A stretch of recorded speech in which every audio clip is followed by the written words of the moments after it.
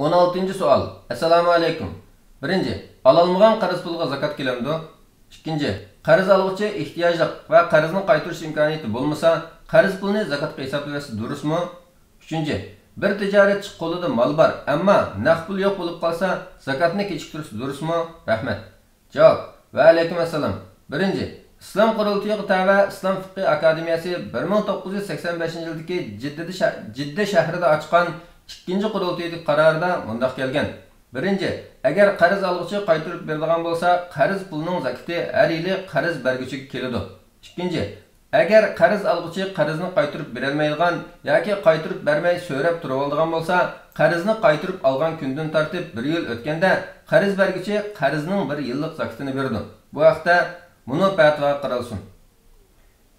Zakat 2. Zakatni qarzga hisoblashsa bo'lamdi, ya'ni bermoqchi bo'lgan zakatni olmoqchi bo'lgan qarzga hisob qilsa bo'lamdi? Javobi: zakatni qarzlarning qarziga hisoblashsa durust bo'ladi. Chunki Alloh taolo Sura Baqaraning 280-oyatida agar qarzlarning qo'li qisqa bo'lsa, uning holi yaxshilanishini kutinglar.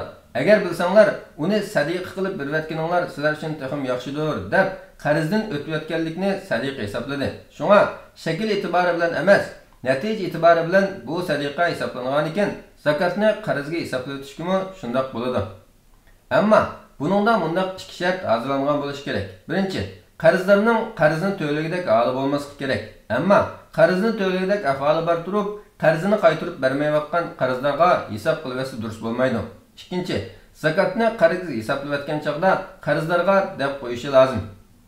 3. Tijoratchining qo'lidagi mollarning hammasining bozori kasat bo'lib, qo'lida zakatga berilgan naqd pul bo'lmasa, agar u tovarlar kambag'allar foydalana oladigan tovarlardan bo'lsa, tovarning o'zidan zakat aylaydi. Undaq bo'lmasa, pul topgan chaqda yoki u tovarlar sotilganda berilmagan yillarnikini qo'shib bersa bo'ladi.